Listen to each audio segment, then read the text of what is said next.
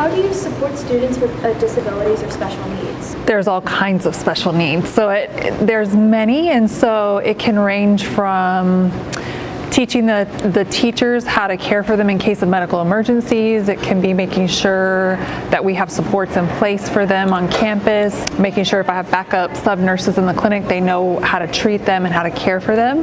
There's just so many varieties of needs. There's all kinds of ways. Each individual has their own unique needs. So it's looking at, okay, what kind of conditions do they have? How can we support them in school? Are there physical needs getting up and down the stairs, the elevators? Is there procedures we need to do to help them stay in school? All kinds of stuff. What steps do you take to handle medication administration for students? We follow our policies, and so we make sure that we tell students and families about the policies and make sure when we're receiving them that the dosages are correct for the age, weights of the students, because sometimes, our students are adult sizes and the doctors will prescribe for adults, but we have to make sure that we're following the nursing guidelines, the Board of Nursing. I'm following my Nurse Practice Acts, and when we receive meds that they're appropriate for the students, and we don't like them carrying them for safety reasons. How do you deal with students who frequently visit the nurse's office but don't need a clear medical issue? Usually there's something going on. Like if they're visiting us a lot, sometimes there's emotional needs that need to be met, and so we kind of try to talk with them about that.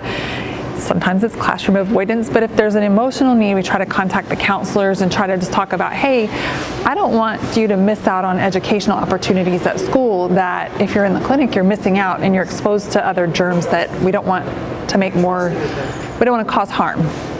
Yeah. What is your approach to handling sports-related injuries during school hours? We have awesome athletic trainers.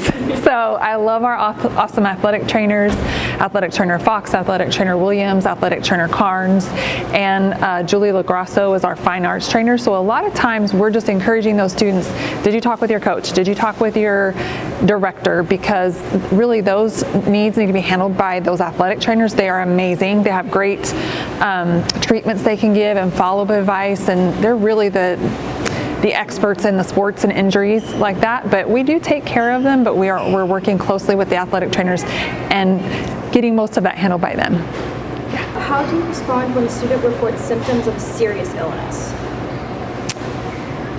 I mean, we always, when students come in, we take their complaint seriously no matter what it is. And then, so I listen to what they say, I assess them and decide, okay, what's going on here? Now, certainly if it's something that I'm like, okay, vitals are very abnormal, or there's a life-threatening emergency, we contact our medical emergency response team and we contact 911. So, but if it's something that, is not urgent or emergent, then we follow our policies and we take care of the students and they stay with us until a parent or guardian can come. What role do you play in promoting good nutrition and exercise habits among students?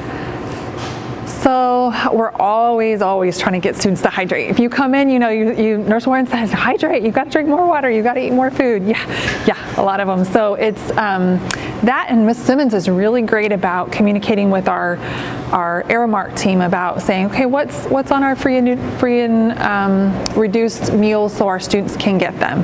What are you picking out in the cafeterias? We just try to and she's made a great bulletin board. I don't know if you've seen it with the sugar. How much sugar is in your drink? So we're just always trying to push those things in person when we talk with them, and then on our literature and things like that. How do you encourage students to take care of their own health? I think that's like always the conversation that we have with students, because you guys are so busy and you've got all these wonderful things that you're doing, and you miss out on sleep or miss out on hydration or miss out on nutrition because you're so busy trying to do all the things. So it's those conversations of, remember, you got to take care of the basic needs so that you're not hurting, you don't have headaches, and you can perform your best. So great hydration, 64 ounces a day, great nutrition, you're meeting those basic needs for your body, and then sleep is a big thing too. How do you help students manage stress, especially during exams or other high-pressure times?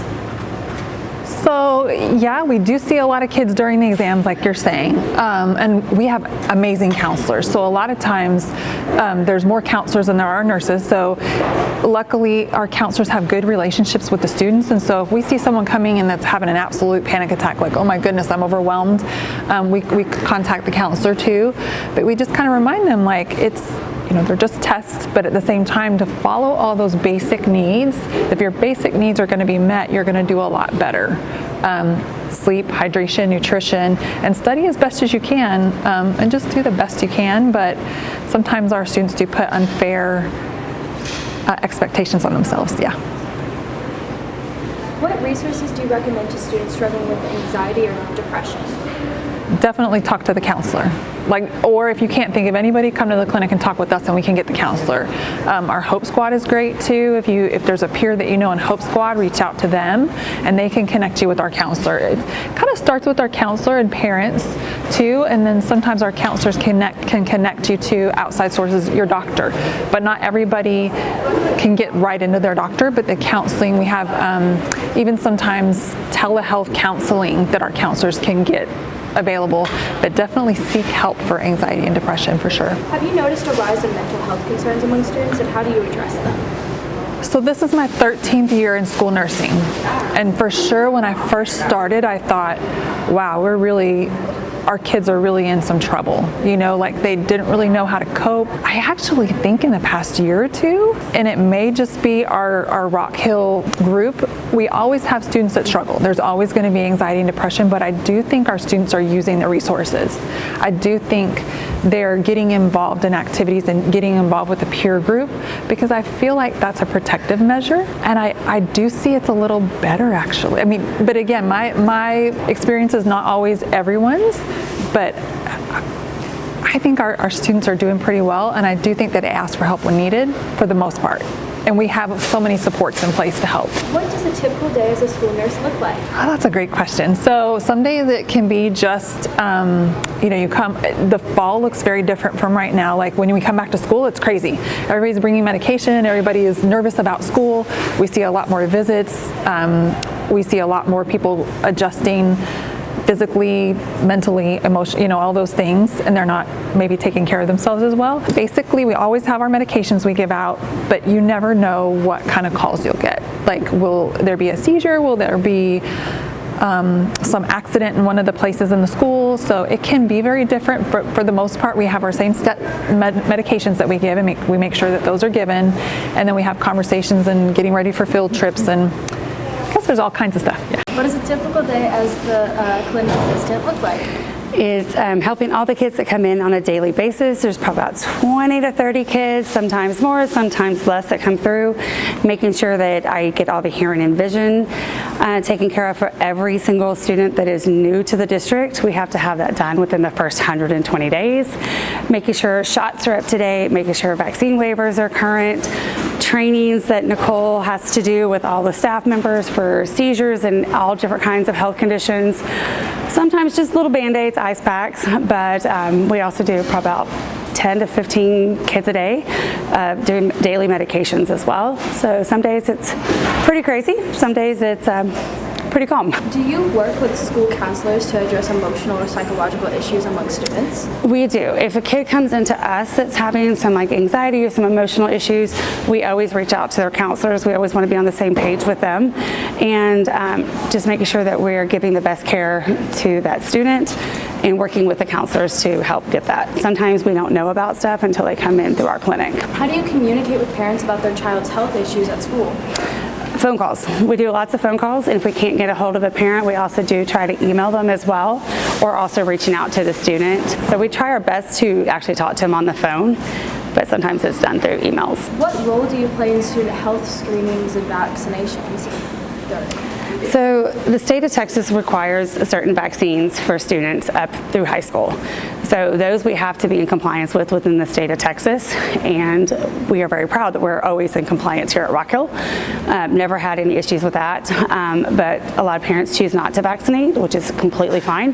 But then we have to have a vaccine affidavit that has to be, you have to get it from the state. It's mailed to you, you have to get it notarized and then dropped off to us. Sometimes that's hard because they're only good for 2 years, but just making sure that parents are aware of what vaccines are out there, which vaccines are required for our students, and then making sure that we're either updated by the actual vaccine or the affidavit. What is the most challenging aspect of being a clinic assistant?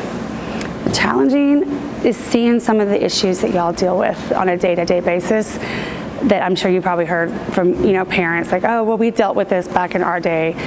Y'all, it's not that way. Y'all are dealing with things that we never had to deal with. We didn't have social media back when we were in school. We didn't have cell phones or pagers back then. And so the stuff that y'all deal with, anxiety-wise, is way different than what we did. And sometimes that's heartbreaking. And sometimes Nichole and I do take that both home with us, seeing some of the issues that y'all deal with, and then just making sure that we get you to the right places so we can teach y'all coping mechanisms or get help if it needs further stuff. What do you find the most rewarding about your role? Seeing y'all even seeing y'all outside the clinic is rewarding to me, or seeing y'all outside of the school. When I see kids, I was at a CVS and all of a sudden I heard like a scream inside of a CVS, Miss Simmons, and I had no idea where it came from, and it was a student from 3 years ago. And they just gave me a big hug and they're like, I miss you, thank you for being tough on me. I needed that. Have you noticed any trends in students' health over the years? Anxiety and depression is very high, and then of course vaping, that's definitely high. That was, of course, because we didn't have vaping back when I was in school 30 plus years ago. So those are definitely some things that we are very concerned about, and we just want to make sure that we give y'all the information about the health risk and not so positive ways. Even just like the sugar stuff, putting that out there so y'all are aware of what's y'all are drinking. Are there any resources or services you wish were available to better support students' health? I wish there was some more resources for y'all. Sometimes it's further out and some parents don't want to drive or they don't have the means to get to some things. So I do try to find what resources y'all are needing, and I do, if I have to go get them and bring them here, then I will do that. How do you stay updated on medical practices or policies relevant to your role? Lots of websites that we use. The Department of Health is some of them. Stuff from our directors for Prosper ISD Health Services is amazing about keeping us up to date on different things that are going on. And then we have some school health forums that we're a part of, and so we always stay up to date on that. Well, how long have you been like a nurse or clinic assistant? I've been in the medical field since 1993, working either in ER, I worked pediatric psych, I've worked a pediatric office, and then I've been here now for 5 years. Thank you. You're welcome.